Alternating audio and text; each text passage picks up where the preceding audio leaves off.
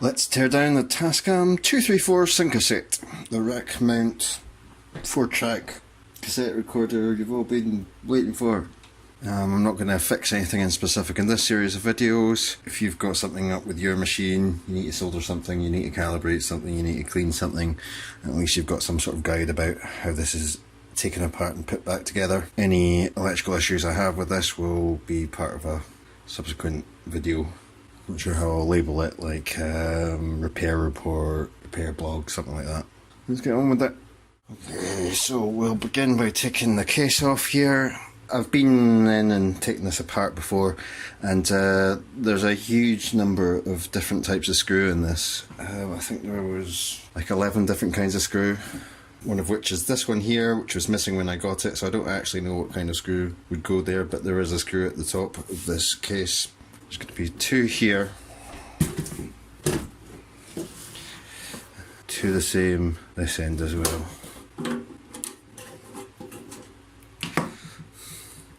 So this is what they're like. Short, narrow ferrule. It's like reinforced paper, sort of a washer behind them. So there's going to be 4 of those. And if you're wondering about the tape, then what I've got is like a bunch of compartments on this sort of heat-proof solder pad over here with different colours of tape, so I can keep myself organised with the different screw types. So I'm going to be leaving coloured tape on the unit or putting Sharpie directly onto the connectors and headers as I go along, because otherwise it would be really easy to get really confused about what kind of screw goes where when you try and put this back together again. Now, excuse the weird camera angles and blown out whites throughout this video. We've got a rare sunny day in Scotland, even with the blind down. It means that these darker areas are at risk of not being visible in the final film. Anyway, with those screws off, sort of slide back. Actually, it's quite a malleable case, so you could even pinch those apart, and that would come off like that. If we were working towards getting this transport out, which is probably the most likely thing that you're going to need to do if you've got one of these, change belts, that kind of thing, then really this front panel needs to come off. So that's attached here by 3 screws, of which only 2 are present on this unit. I'm marking them with black tape. You can mark them with whatever you want. So they're narrow, ferrule, very short. And they've got this sort of double level to them, so there's a little bit of give as they sit on the case there. And then on this other side, the underside, marked with the red tape, got another kind of screw. Again, I've only got 2 out of 3 of them, and although they're functionally the same, they require 2 different sizes of screwdriver, so I'm not sure which one is the original and which one is the substitute. I'll show you both. Actually, this one's so ill-fitting, I'm pretty sure that can't be the right one. Come on, out and come. Hopefully that'll fall out in a minute, but anyway, this one, round cap, standard size for the screwdriver, and wide ferrule. Even though it's going into metal, what I usually find is where the ferrules are like about 1 millimetre apart like that, then that tends to be for plastic mounting posts. But they've definitely machined the metal for a wider ferrule in some places on this. This is narrow ferrule with a double head, and I'm using a smaller screwdriver, so clearly one of these is the wrong kind of screw. This is the only 234 I've seen, so I'm not sure which is which, but they definitely look like a different kind of hole from the top, which is why I'm going to keep them separate, and I've marked up the case in a different way for myself for reassembly. Also, to get this front panel off, we're going to need to remove the knobs. Some of these are a bit stiff. A plastic tool that won't scratch the case. We also want to take this plastic covering off the door before removing the front plate. So that's just going to slide off. It's just held on with clips. So if we're putting that back on, I'll just slide back on like that.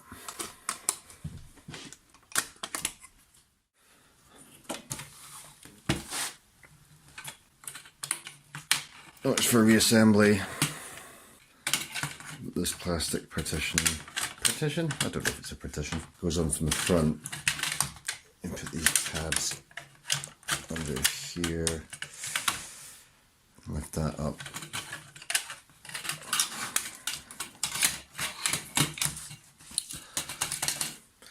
So we've got these wide ribbon cables coming out to this little daughter board. It's got the indicator LEDs for track arm and so on. Another little daughter board here that's got the sort of piano touch tactile switches, the transport controls here. Now if you want to just detach that here of these headers here, is this one.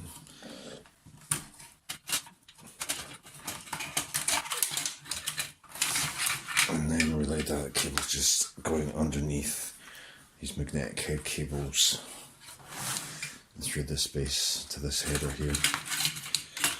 You can see there are 3 LEDs there and some tactile switches. So if you wanted to detach those, there's 6 of them, 1, 2, 3, 4, 5, 6. You'll need the smaller of the 2 sizes of crosshead screwdriver in order to remove those. That's not something I will do for this video series, I'm sure you can figure it out. The point, by the way, of removing all this stuff from the front is if you don't do that, then it's pretty difficult to get this transport out and in. It's a pretty tight fit to get this in and out anyway, but it's just that much harder with all this stuff still in situ. This little section here where I'm removing the various cables coming from the transport and showing the location of the screws, there might be some inconsistencies here between this and footage that you see before and after, because I'm refilming this because I lost some footage from my camera. So anyway, cables to remove. Here on this board that's got the relays and the oscillators and everything, there's 2 headers just on this edge here, 1, 2, a white one and a black one, and that's where the record and playback heads join to the circuit. So we can unplug those. This is how this part's getting power. And this top one I think is the remote control. And this one is more power and gubbins coming from over this section. Now you can see that there's 2 screws there. They're the only ones that are holding them in at the moment. But then we've got one more cable to get that's deep in here where it's very difficult to get my hand in. And there's usually 5 screws underneath. So I'll just come back with this turned over. Okay, so the transport's situated here. I've already removed the screws, but there's 1, 2, 3, 4, 5. I've got these pink arrows pointing to them. I've just put Sharpie pen onto the metal. All those screws are of the narrow ferrule, short brass type. On this side, we're going to have to remove this panel to get that one last control board data cable. So there's 1, 2, 3, 4, 5, 6, 7 different screws that we need to unscrew. That is the simplest way that I can find to do it, unless you have absolutely tiny hands and can get in and unplug this cable by feel. So I've only got the 1 screw in there. One of the inconsistencies you may see with later footage is that when I first did the teardown, this little connector spacer, metal spacer post, I left it connected here and I unscrewed it from the centre of this board, so you're probably about to see some footage where I undo that screw. I would suggest that this is a better way to do it, to leave that attached to that record playback board. But anyway, once you're in there, the rightmost of these, this is a control board. There's another control board that's mounted on the back of the transport. Those in conjunction react to all the user inputs to give you the different modes: record, playback, fast forward, rewind, etc. So that needs to be disconnected as well. With all of that removed, there's still quite a bit of wiggling to do.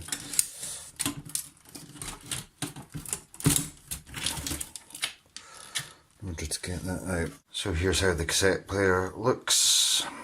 At a certain point, this is identical to the 244 and 246 transport. However, just because it's got all this extra gubbins for the door opening mechanism on the front of it, motors are mounted in a slightly different way. It's actually a slightly different motor. This reduction pulley, the idlers are behind there. They're the same. It's the same heads. This whole pinch roller arm and everything, that's the same. It's in this massive metal chassis with the control board mounted in the back there. You can see I've been making some marks in here. I've been troubleshooting this. I need to replace a couple of chips. I've already done a recap on this. You can see the Tetrakan gold caps instead of the original ones in an attempt to fix the issue. I haven't got to it yet. So generally speaking, you can follow my series of videos about the Tascam 244 for belt changes and everything. Definitely the pinch roller arm, that's going to be the same as for the 244. I'll try and take you through any further disassembly that you would need to access this. The first thing here is this control board's in the way. So there's screws in these two corners. Short, narrow ferrule. I've been putting them in a compartment marked pink, using the colour you like, but keep this stuff organised. There's a little sort of slotting mechanism here, so I can actually take those out of this hinge and have that lying flat. Cable running from the capstan motor to this pitch control is probably going to be in your way, so we could just unplug that there. You can see that if you wanted to detach that completely for cleaning the pin, you would just use a pair of needle nose pliers or a socket set or something to unscrew that. That's your speed adjustment, by the way, to make sure that if you've got a calibration tape and you want to make sure that this is turning at exactly 3 3/4 inches per second, then that's the trim pot you would use to adjust that. Okay, so rubber parts we'd want to fit from this side. Got a control belt here, and we've got our capstan belt that's under this plate here. These cables are all bunched together. The cable tidy here, and I'm just going to move that out the way. Maybe to the side like that is the easiest way. These pink ones here, well, I've marked them with pink, they won't be pink on yours. If you remove those, then this entire side plate will come off. Perhaps that's going to make it easier for you to work in here. In fact, I'll do that just to demonstrate. I'll take this off. Short, narrow ferrule screws. Put them in my pink compartment. So yeah, that would come away. I've got a little bit better visual access, physical access here. Obviously that's dependent you already having detached the pitch control. So to get this plate off, we're going to need to use the smaller of our two sizes of screwdrivers. So there's one up here, and these are physically smaller, the ferrule as well. The actual shaft of the mechanical part of the screw is smaller, so you're going to need to make a new compartment in your component box or whatever to keep them separate.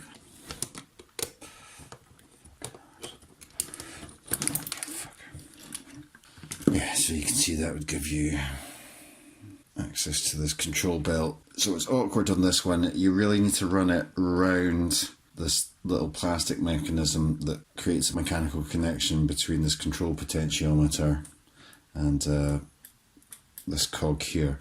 So that clip there needs to go onto this ridge. I hope that's visible in the light of this. If you don't get that lined up, or if you end up screwing with the alignment of this, like basically when this is turned fully anti-clockwise, then this little arm should line up with that hole. But then you need to move it a little bit so it's going to sit, that clip's going to sit on that black ridge there.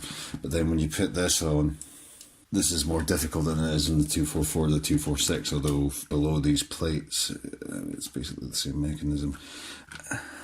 Essentially, if you imagine this hand that I'm wiggling is that white reduction wheel, the whole thing is going to be sitting like this, with the control belt going around that, so it's awkward to put back on. Say we're trying to put on capstan belt. I've got a good capstan belt on here, but it's loose, so I need to put that back on anyway. You can see that the plate that motor is attached to also has the mechanism for the door. There's a couple of ways to go about this. I mean, basically there's like a little, right, see there's a ring at the end of this little metal pole that's held on with an E-clip, so you could take that E-clip off.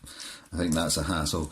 I think this white plastic centre, I'm poking at it now, will come out of the centre of that. So probably the easiest thing to do is to take those two screws off.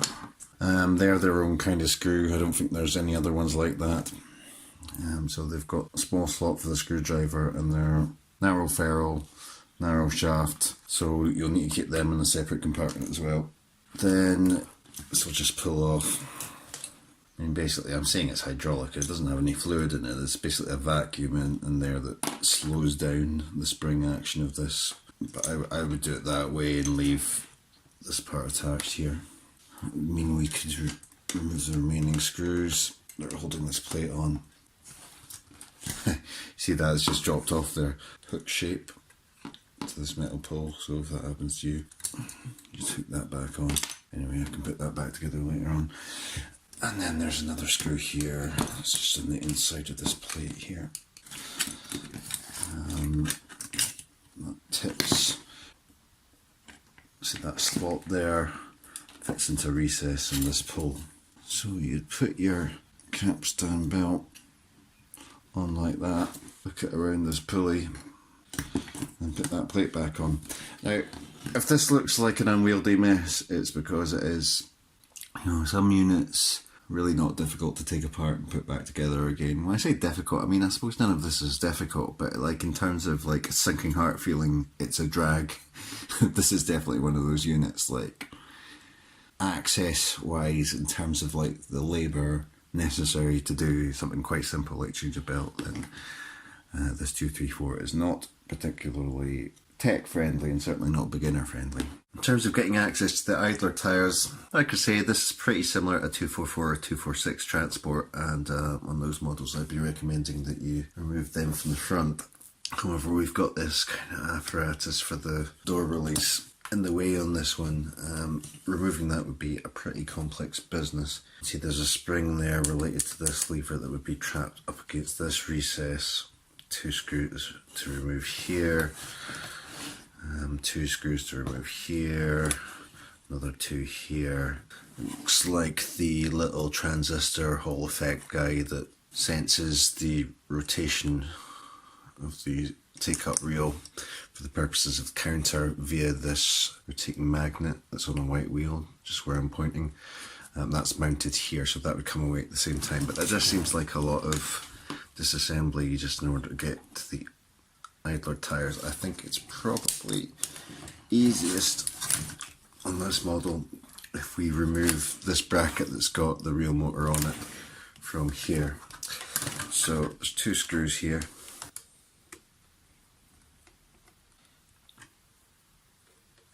Countersunk. There's a sort of 45-degree angle there between the ferrule and the head, and I'm using the smaller of 2 sizes of Phillips head screwdriver to get those off. All this wiring. See, at some point the flywheel's fallen out there. I'm just going to cut this cable tie. I've added that, but it's not helping me organise this. I've got the cable stuck to the hydraulic pin there. Right. Yeah, you probably want to have all that wiring that side, and then see how that slips into a slot on this post. But you can let that dangle out, and then you've got access to both the idler wheels and both the idler tyres. If you're not sure how to take that off, any issues surrounding sizes of these rubber parts, anything like that, check my 244 playlist. I've got a lot of information about that. They're definitely the same size.